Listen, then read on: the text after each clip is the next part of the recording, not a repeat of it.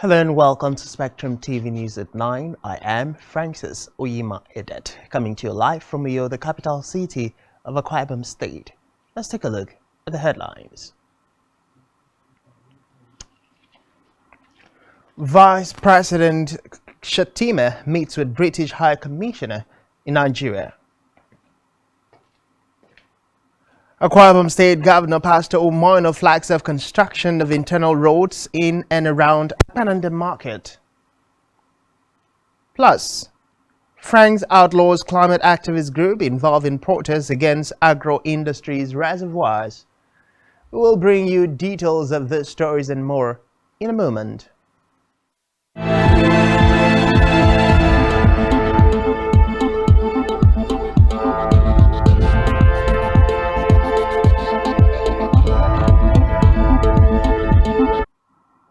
Many thanks for joining us. We begin the news with the Vice President Kashim Shettima, who has met with British High Commissioner to Nigeria Richard Montgomery at the State House, Abuja.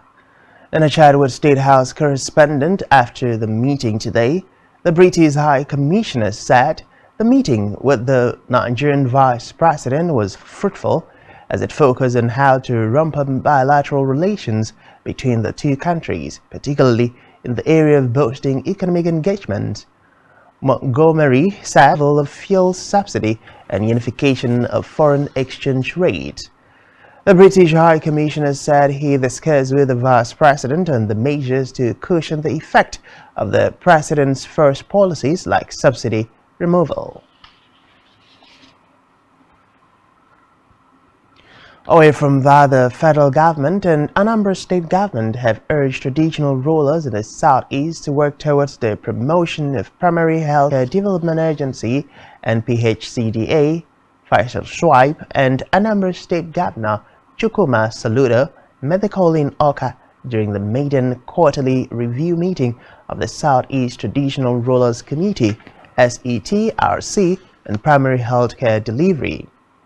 Shuaib, who was represented by the Director of Disease Control and Immunization, DCI, Basi Okwason, implored the monarchs to strive to ensure efficient delivery of healthcare services in their areas. Meanwhile, the federal government has said that the boards of the National Drug Law Enforcement Agency, NDLEA, and the National Agency for Food and Drug Administration and Control, NAFDAC, are not dissolved. In a statement, the Secretary to the Government of the Federation, SGF George Akume, said the two boards are exempted, announced later Monday. A statement with the clarification was signed by the Director of Information in the SGG office, Willie Basi, on behalf of Akume. Moving now to the judiciary, where court in Abuja has seen the order obtained by the Economic and Financial Crimes Commission (EFCC) for final forfeiture of seized assets. Justice Inyako fixed the day today after Alison Madueke's lawyer Benson Igbano and the EFCC's counsel MD Baraya regularized their processes in the suit. Reports say the Anti-Corruption Agency had planned to conduct a public sale of all the assets seized, regarded as proceeds of crime and ordered by courts to be permanently forfeited to the federal government. Meanwhile, the past chairman of the FCC, Abdul Rashid Bawa, recently revealed that $153 million and over 80 properties had been recovered from Alison Madueke. Meanwhile, Court of Appeal sitting in Port Harcourt, Rivers State, has set aside a warrant of arrest order entered by a high court sitting against the former Minister of Transportation Chubike Amechi. Against Amechi and 5 others had ordered that the persons be rearrested. We'll go ahead on the 17th of May 2023 issued the warrant of arrest against Amechi governorship candidate of APC Patrick Tonya Cole, former Commissioner of Energy Augustine Nwokocha, and 3 others. This ruling was challenged at the Court of Appeal. However, a 3-man panel of the appeal court led by Justice Joseph in a unanimous ruling on the application said the panel of the appeal court set aside the warrant of arrest ordered issued against Amechi and the other 5 persons and faulted the process of effecting service on the defendants. In the meantime, a federal high court in Abuja today gave an order restoring Madi Gusau as the deputy governor, in spite of a subsisting court order.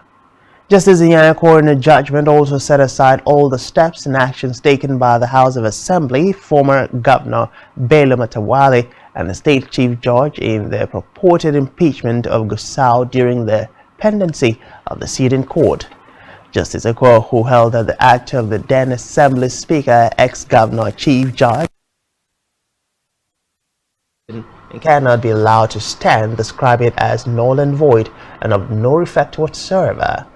The judge also held that, contrary to the argument of counsel to 5 to 38 defendants, he did not see in any of the judicial authorities cited and relied upon by the lawyer that authorizes any litigant to take extrajudicial action when a case was pending in court. We will experience strong winds within the next 3 days. In a statement signed by FEMA's head of public affairs, Nkechi Issa, today, the agency said it was issuing the warning following an impact-based weather forecast by the Nigerian Meteorological Agency. It stated that the strong winds may likely cause displacements of people and isolated cases of damage to weak structures. Meanwhile, FEMA Director General Dr. Abbas Idris said the agency's search and rescue teams had been placed on high alert and warned residents to block drains and to avoid building on water channels, while assuring them of the commitment of the agency to the protection of lives and property, and also urged the use of the 112 toll-free number in the event of an emergency.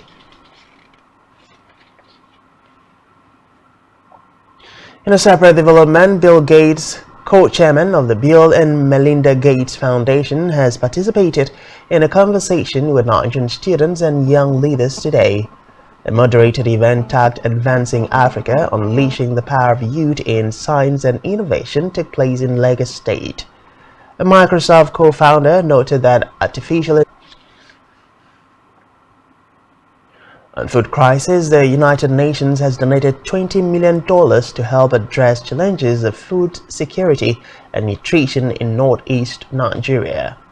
The head Public Information United Nations Office for the Coordination of Humanitarian Affairs, Nigeria, and Waru disclosed they. She noted that the CEF fund would be voucher support for 95,000 people who are extremely affected by food insecurity in 3 Borno towns. The humanitarian coordinator added that in support of government efforts, some $9 million in CEF funding and a complementary $11 million NHF allocation will go towards a coordinated multi-sectoral response aimed at preventing a deterioration to famine or famine-like conditions. Has assumed office at the force headquarters in Abuja as the 22nd IGP. On his part, the acting IGP said he is aware of the enormous responsibility that accompanies his appointment.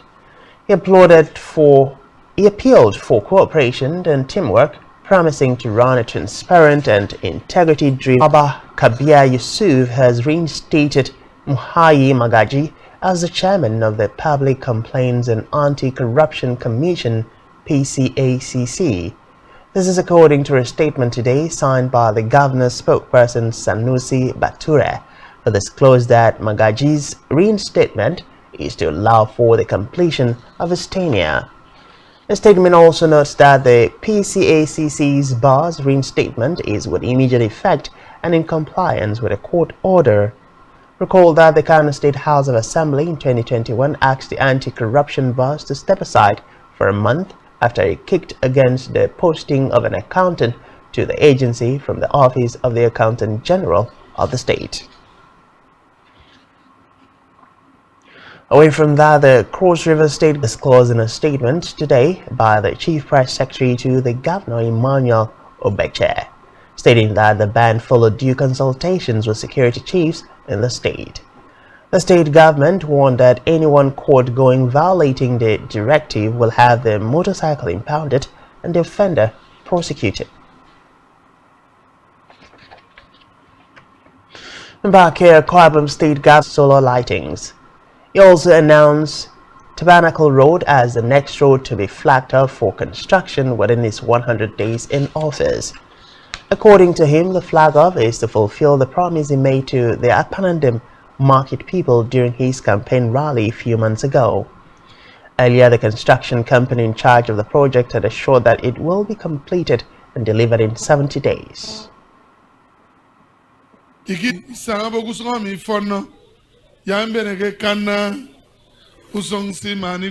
I promised you people that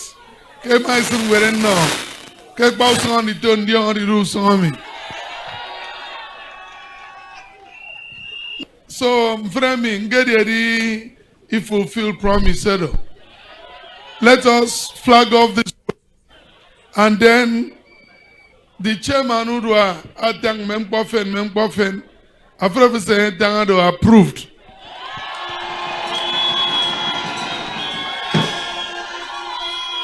Already, here now about 200 meters. Between now and 29th of March, we'll flag off Tabernacle Road. I understand that Tabernacle Road. So we are going there to flag off that road. In the meantime, students of the University of Kwabam State have called on the federal government to review the requirement of the student loan scheme, noting that it will increase the hardship of Nigerian students rather than subsidize education for the poor. The students added that to subsidize education, government should increase the numbers of scholarships, give grants, and provide more free skill acquisitions for the students. A situation whereby you have given each of the students the loans. Okay, I heard about after 2 years of graduation, you need to pay back the loans. He's out of school, and I can't really see the product of what he went to school for. So in a situation like that, let's take for instance, they gave my uncle that student loan, and he comes out and he's now looking for money to pay back the government. Is a problem, and also might be a problem to the society. Though I read the little information about it, not satisfied because of the requirement I saw. It is something that is going to be very, very tedious for an ordinary person to get. We all know Nigeria, how things are, connections and all of that. If I want to say, currently now, the university system is changing. What I paid when I started in 100 level is not what this current 100 level are paying. It is about 2 times higher now. So if this student loan is being implemented, how much will the university ask the students to? The criteria involved is just too much for us. I mean, if I'm saying this for most of Nigerian students. We really do not have people in the sector like the directors and lawyers that they are requiring of us. So imagine my parents do not have to earn more than 500,000 naira in a year for me to be able to access the loan. That's more like saying a common Nigerian cannot get that loan. So it's better we just stay than trying to put ourselves in trouble. Imagine I'm not able to pay, I'll be arrested and all of that. So I really think the president should look into other sectors of the economy. And still to come in the news, UK inflation rate unexpectedly flat at 8% in May. To stay with us.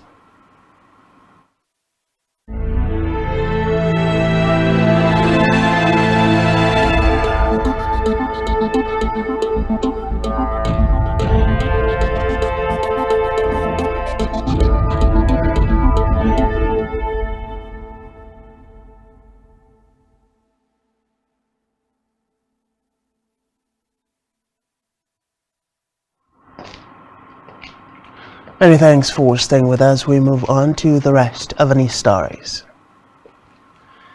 In Africa, Sierra Leone's President Julius Bio, who is running for re-election, has held his final rally in the capital on the Freetown's Lumley Beach ahead of this Saturday's June 24th polls. Bio, one of the 13 candidates vying for the top office and member of the Sierra Leone People's Party, called for a peaceful election at the end of a tense campaign. He noted that traditional parade-like political street rallies have been banned this year to avoid potential violence. Reports say voters will also elect members of parliament, MPs, and local councils. Still in Africa, one of 30 suspects being held in police custody for his alleged role in Kenya's doomsday starvation cult has died. Joseph Juma Boyaka, along with some of the other suspects, had gone on hunger strike at the beginning of the month in protest at his detention. He was then moved to a hospital in the southeastern town of Malindi, where he died. Meanwhile, none of the suspects, including cult leader Paul Ntenge Mackenzie, have yet been charged as police continue their investigations. A self-proclaimed pastor and other suspects are believed to have encouraged members of the Good News International Church to starve themselves to death.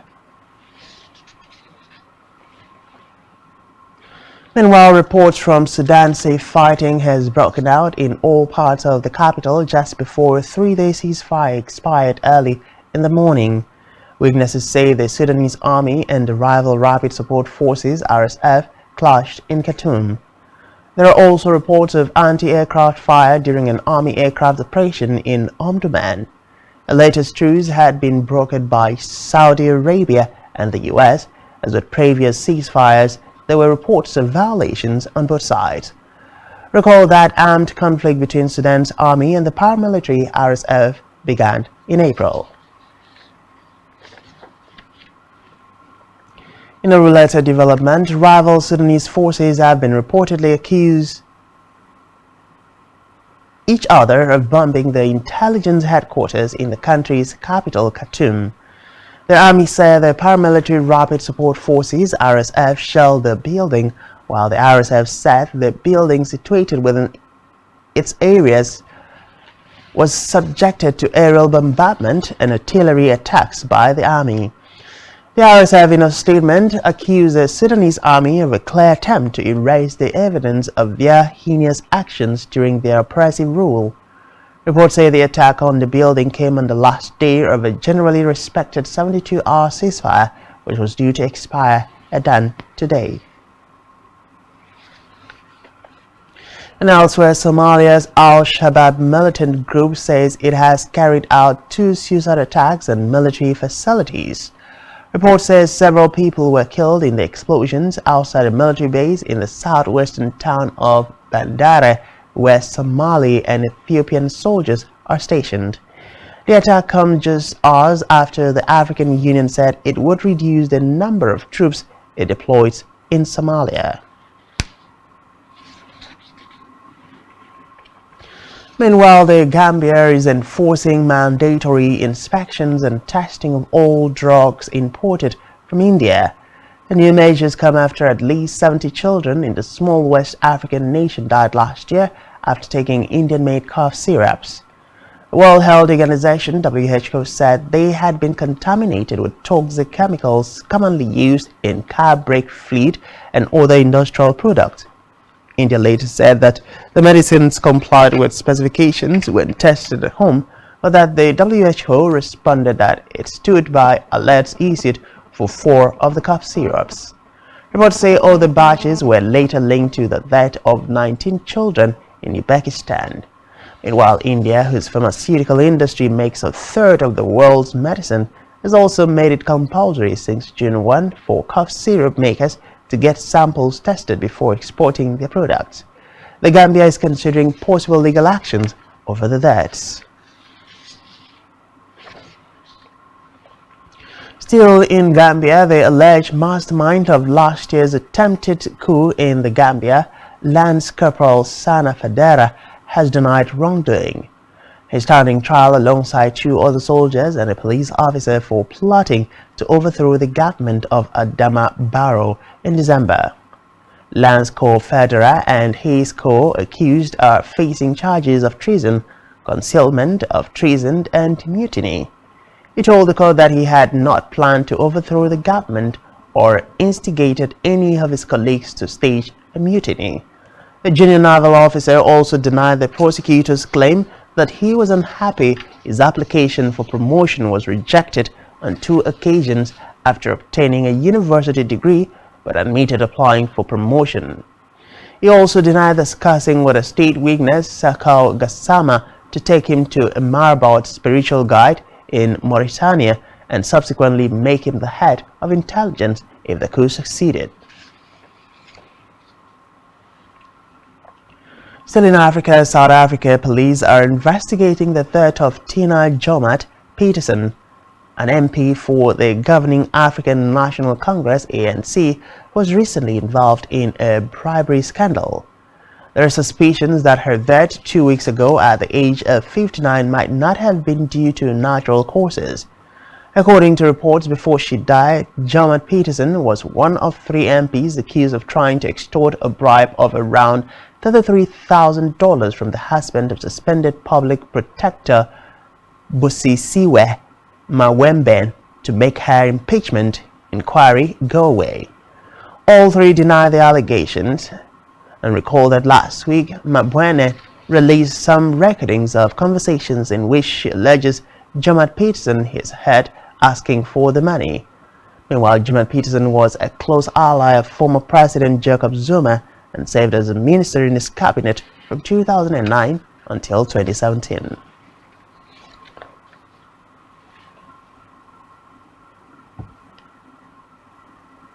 In the meantime, a prominent Tunisian journalist has been arrested on charges of insulting President Kais Saied. A judge ordered the detention of Zaid El Heni ahead of a trial in which he could be sentenced to 5 years in prison. Tunisian activists have expressed concern over his health as he reportedly suffered a stroke some time ago. Reports say in recent months, Tunisian judges have detained or opened